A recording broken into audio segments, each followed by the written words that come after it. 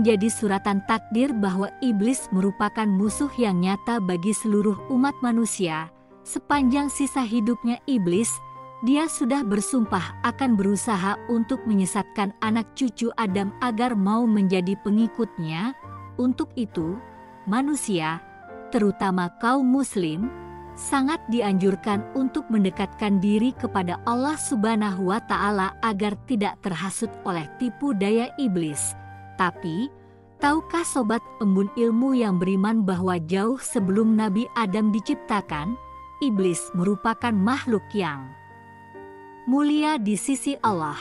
Sebelumnya iblis adalah ahli ibadah yang tidak pernah membangkang dan mengeluh terhadap perintah-perintah Allah. Ia pernah bersujud kepada Allah selama 1000 tahun lamanya dan ia sangat giat dalam beribadah. Dia bahkan pernah menjadi Sayyidul Malaikat, penghulu atau pemimpin malaikat, dan Khazinul Jannah, bendahara surga. Namun, lama-kelamaan iblis menjadi sombong dan angkuh.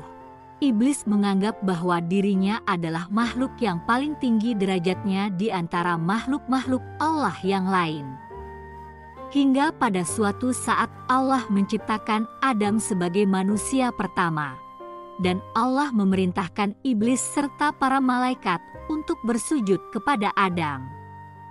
Tapi sifat iblis yang sombong dan angkuh mengalahkan kemuliaannya di hadapan Allah.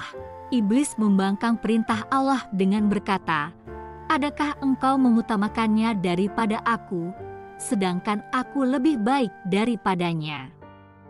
Engkau jadikan aku daripada api dan engkau jadikan Adam daripada tanah." Kemudian Allah berfirman kepada iblis, "Aku membuat apa yang aku kehendaki." Iblis memandang dirinya penuh keagungan dan kesombongan, maka dia enggan bersujud kepada Adam. Dia tetap berdiri hingga malaikat selesai bersujud.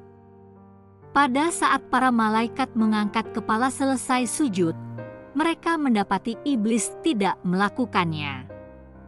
Maka para malaikat bersujud kembali untuk kali kedua, tetapi iblis telah dirasuki oleh sifat angkuh dan sombong.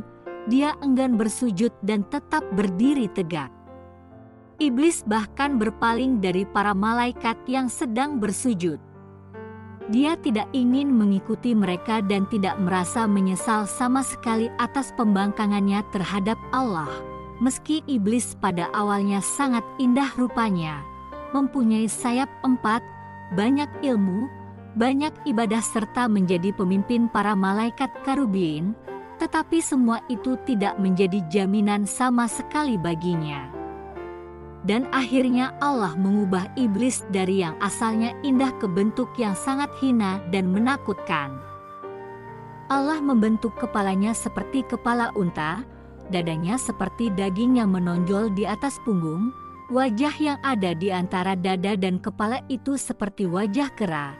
Kedua matanya terbelah pada sepanjang permukaan wajahnya, lubang hidungnya terbuka seperti cerek tukang bekam, kedua bibirnya seperti bibir lembu, taringnya keluar seperti taring babi hutan dan janggutnya sebanyak 7 helai. Setelah itu, Allah mengusirnya dari surga, bahkan dari langit dan bumi. Iblis tidak akan masuk ke bumi melainkan dengan cara sembunyi-sembunyi. Allah melaknatnya hingga hari kiamat karena dia menjadi kafir. Ketika Allah membalas pembangkangan iblis tersebut, maka menangislah malaikat Jibril dan Mikail. Lalu Allah berfirman kepada para malaikat, "Apakah yang membuat kamu menangis?" Lalu mereka menjawab, "Ya Allah, kami tidaklah aman dari tipu dayamu."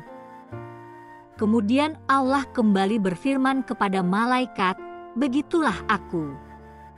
Jadilah engkau berdua tidak aman dari tipu dayaku."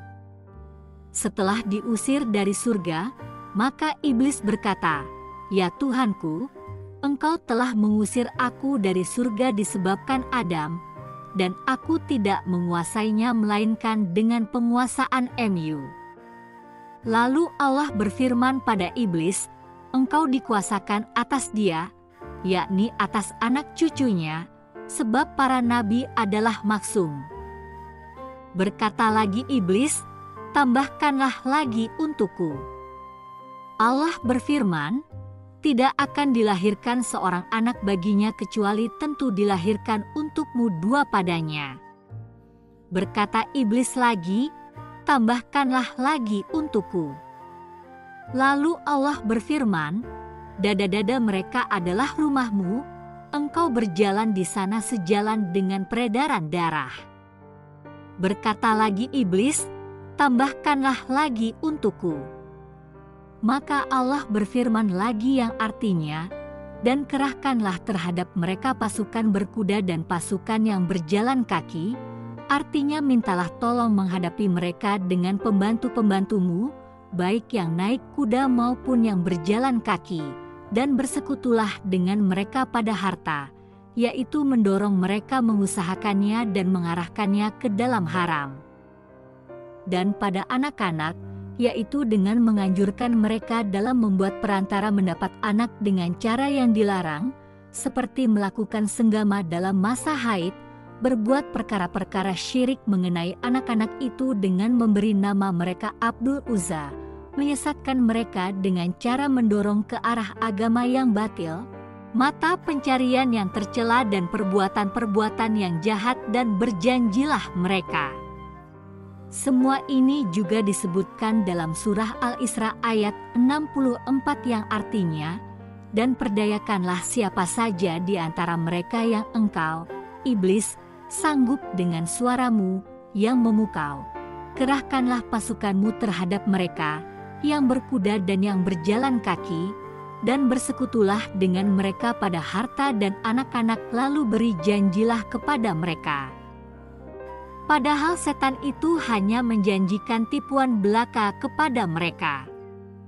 Quran Surat Al-Isra ayat 64. Begitulah kisah malaikat Jibril dan Mikail menangis karena takut sekaligus menyesal lantaran iblis membangkang perintah Allah.